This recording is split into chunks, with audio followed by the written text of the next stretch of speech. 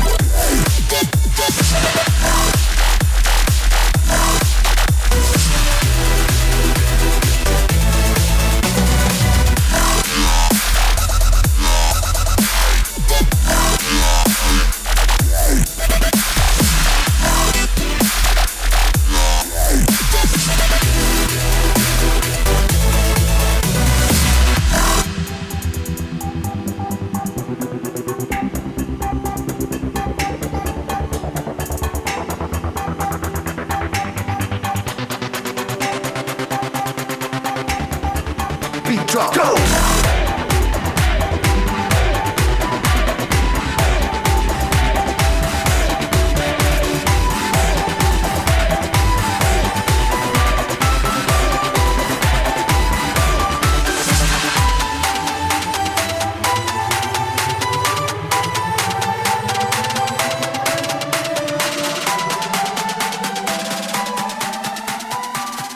I just really wanted to show you my studio, my setup, and if you have any questions, here we go. So we'll start off with the production side of everything. First off, I used the Ableton Push 2. I had the Ableton Push 1, it was great, but the Push 2 pads are way better.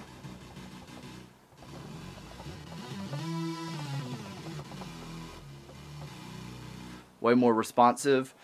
I use the Akai Advanced 49. I don't use the features that they have within the controller, the software, because I don't find it as useful as I thought it was going to be. I use KRK Rocket 6s as my main monitors. I love them. I think they have great response, and it's always important to have speakers that you're familiar with. I love them. They're great. I also have the sub. I don't use the sub often because I use something else that I'm going to show you in a little bit. I use the Dave Smith Prophet 12 rack module. Love this. The analog filter.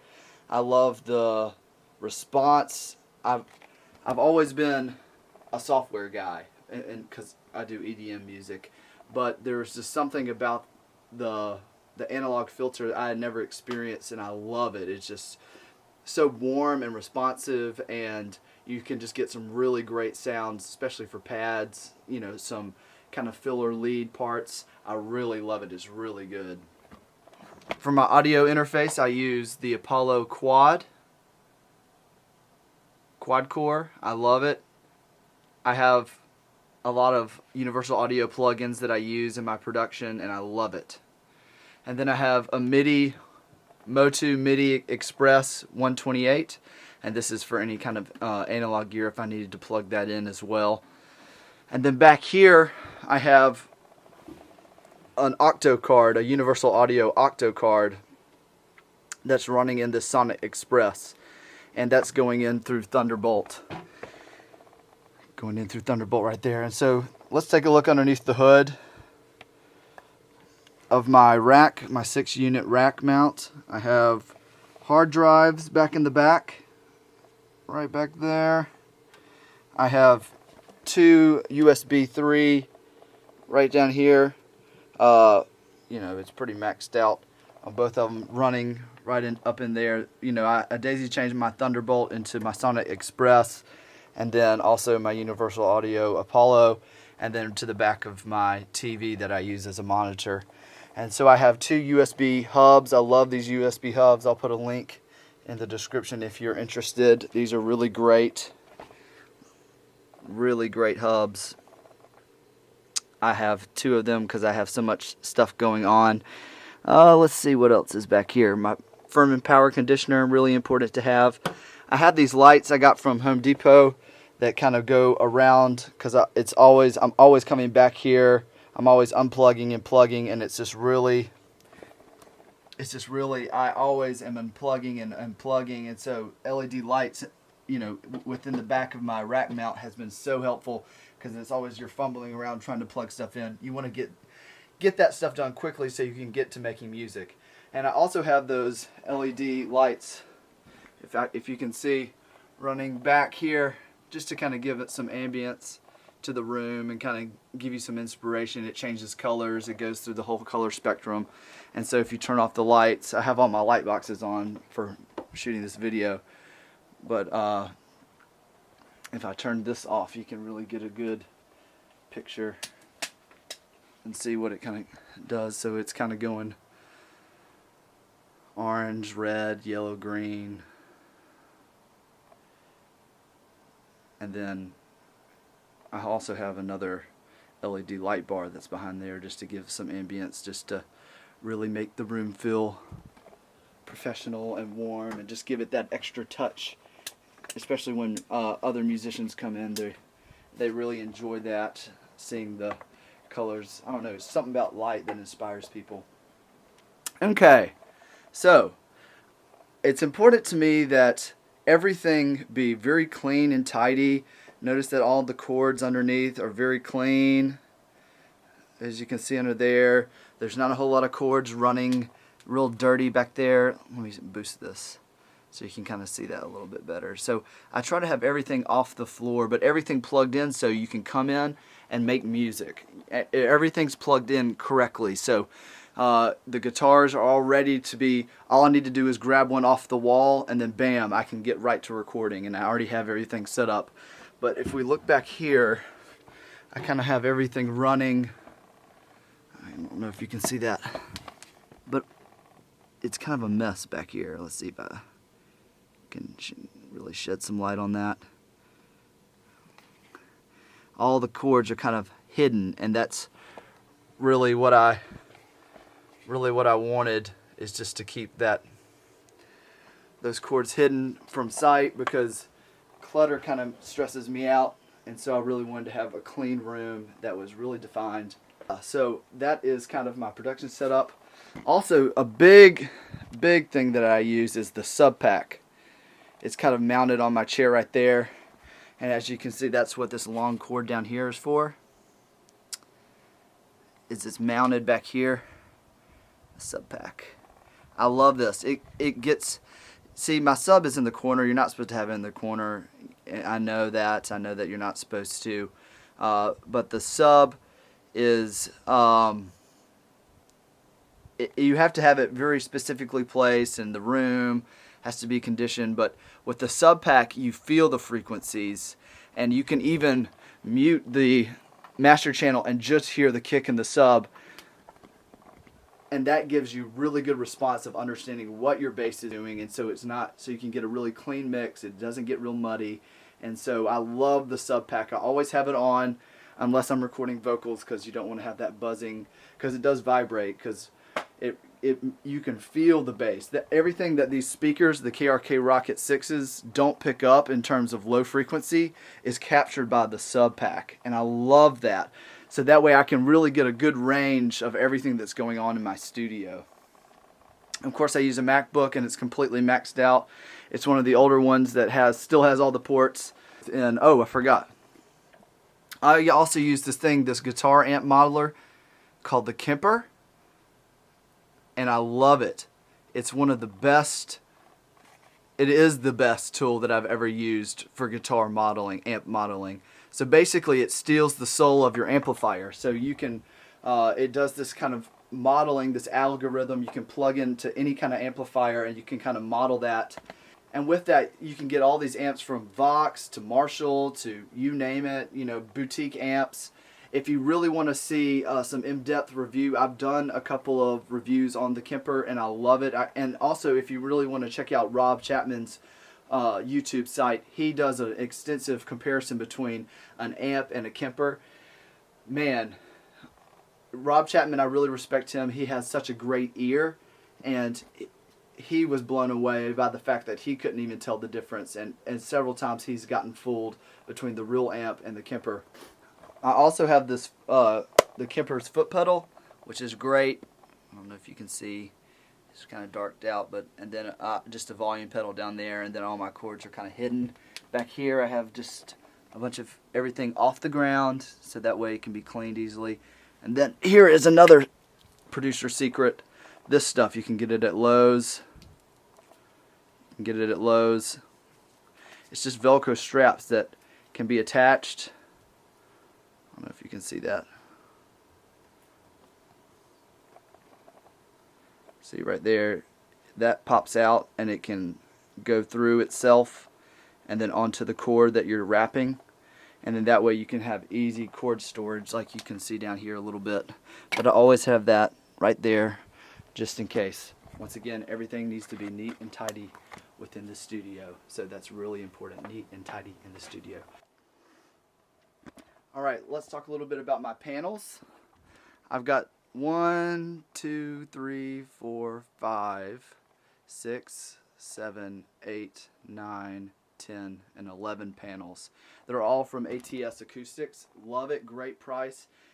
I thought about building my own panels, but you know, I'm not much of a handyman, and so I decided not to buy or not to build my own panels, but to go ahead and buy them, and that was a great idea because I would have had a lot of cuss words flying around. But yeah, so I've got it just kind of covered, and then also around the room I also have these foam panels that are just going in the corners just to stop the bass reflections. I need more to go around right here, but I haven't purchased them yet because I've been super busy, and you can't get everything at one time. Everything just kind of has to grow. There's one back there just to kind of stop. There needs to be one in that corner. Just to kind of stop any kind of bass reflection, although there's not a lot of sub going on within this room. Also, when I built this studio, we just moved into this house back in March 2016. Within the walls of the studio are something called rock wool, and that's like professional soundproofed insulation, and it's in the top and the bottom, so that way when my wife and my son and my future kids are sleeping, I can still be down here thumping away as loud as I can to get an accurate mix, and so that's really great. So let's talk a little bit about my guitars. I've got this LTD ESP guitar with Gibson pickups. I removed the pickups to put the pickups that are in a standard Gibson Les Paul, and I love it. I love the way this guitar plays. I got it when I was in high school. I was really into heavy metal, well, not really heavy metal, but 80s rock bands, so I got a crazy looking guitar. And then this is an Ibanez guitar, semi-hollow body with TV Jones pickups in it. I love this guitar. I love that it's a matte finish and that it's not glossy. Great guitar, great feel. I love the way it plays. It's perfect for a player with you know, not the longest fingers in the world. I've got like little Irish chubby fingers, and so it's great for someone like me who doesn't have really long skinny fingers to kind of, you know, really get down there when I have to and play. And then the brand new addition to my guitar family is the Fender American Stratocaster 60th anniversary in Aztec Gold with Fat 50 pickups in it.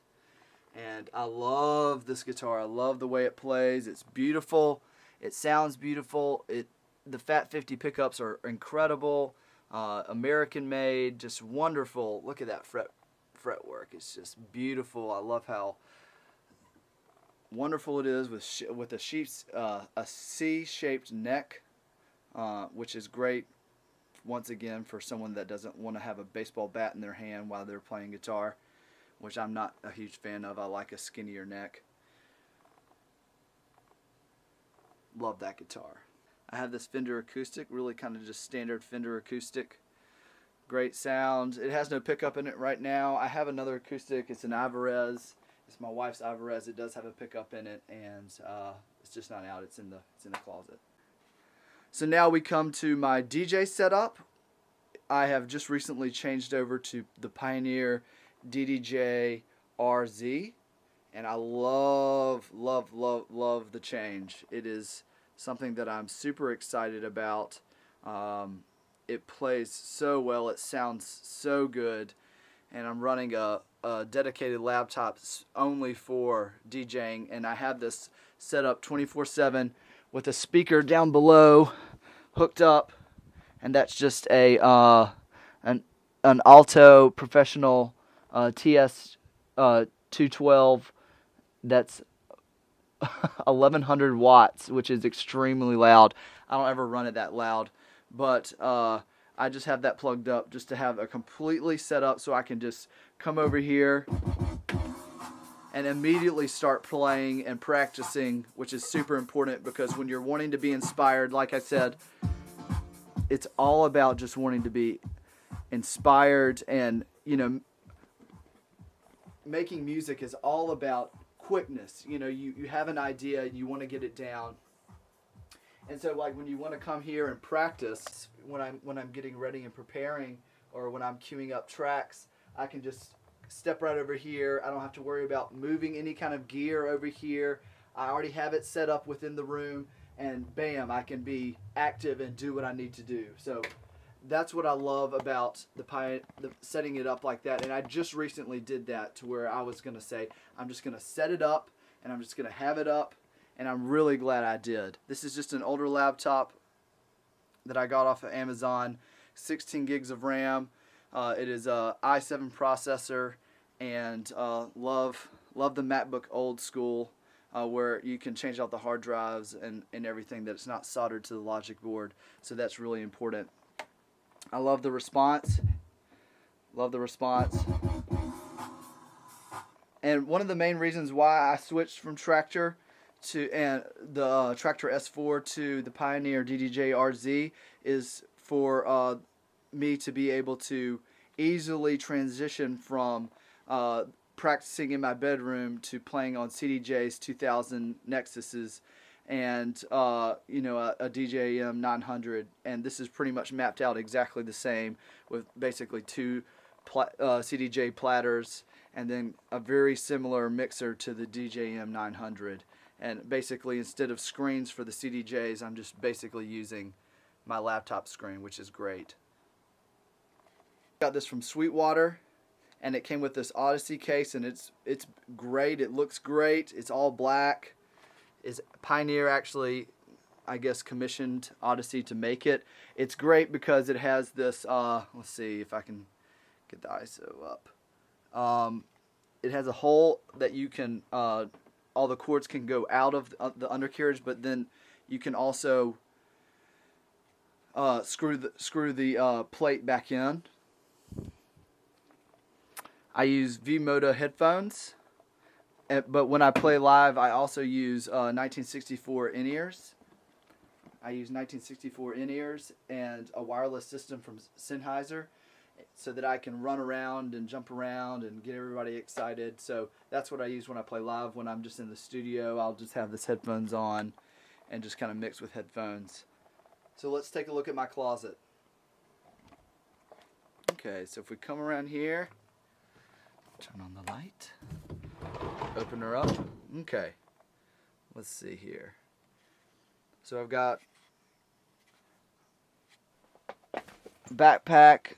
Let's see, the Magma Riot backpack. I love Magma bags.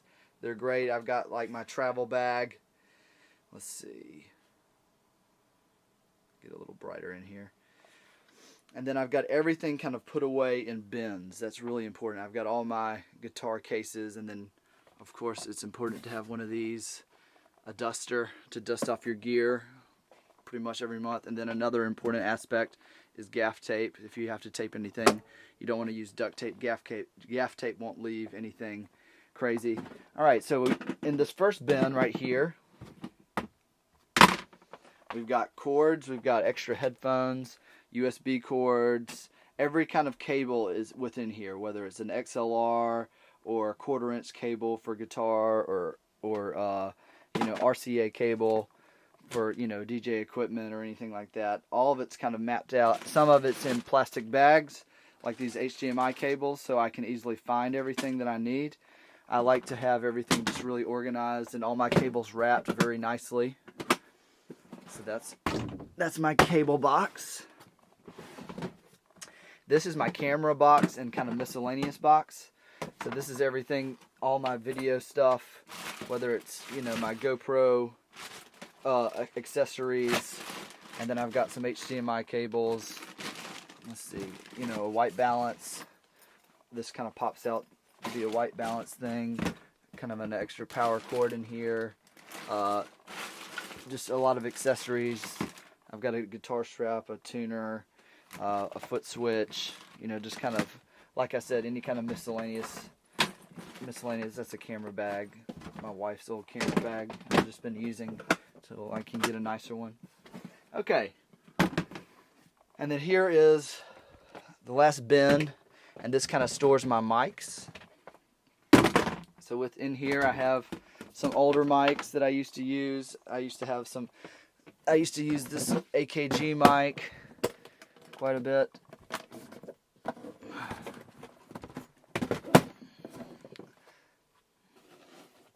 This is an old condenser microphone, the Perception 200. It's kind of a lower mic, lower quality microphone. Not lower quality, but a lower priced microphone. Then I've got my Shure microphones in here. I got the SM.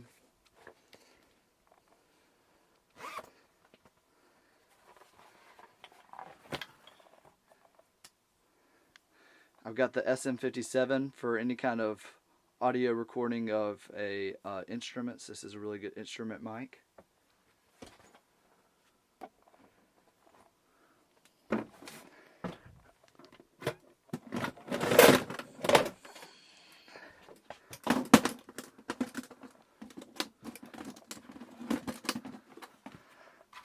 I've got the Shure SM7B, which is a very standard microphone in every studio.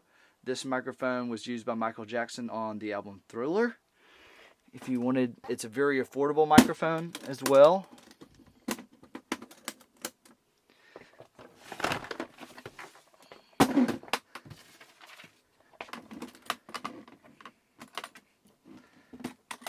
I've got this other AKG microphone, the C1000S. I don't use this very often. I got it a long time ago. Once again, I switched from AKG to Neumann and Shure microphones. Sound of them.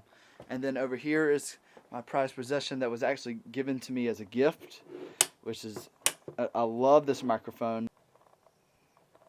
This is the Neumann TLM 103. This is one of my favorite microphones for EDM music. I like it even better than the Neumann, you know, the really famous 87. The 87 is really good for, like, you know, kind of folk music, but the TLM 103 is a really good microphone. It gives you kind of a more brighter sound and a less warmer sound, which I like because it kind of cuts through my mixes of my EDM music. So I really love that one for EDM. And then I have the Traktor S4 within this bag, and then some guitar pedals. I have the Full-Tone Full Drive.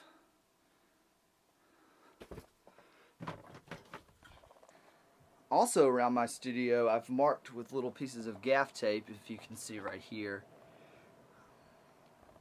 and right here, and right here. I've marked these little places because this is where my lights go, and I've marked where I can hang a GoPro off of this stand that can kind of go across my DJ booth, so that way when I do videos I don't have to think about setting up, oh, where did I put that light, or where did I put that bar, the overhang bar for my setup, so that way I can make videos quickly and kind of get content out to you guys. Thank you so much for joining me on my studio tour. If you have any questions, leave them in the comments below. If you want to know the software I'm using, check out the link to my website in the description of this video, and that gives you a list of every piece of software that I use. This is just kind of the studio gear that I use. Thanks for stopping by.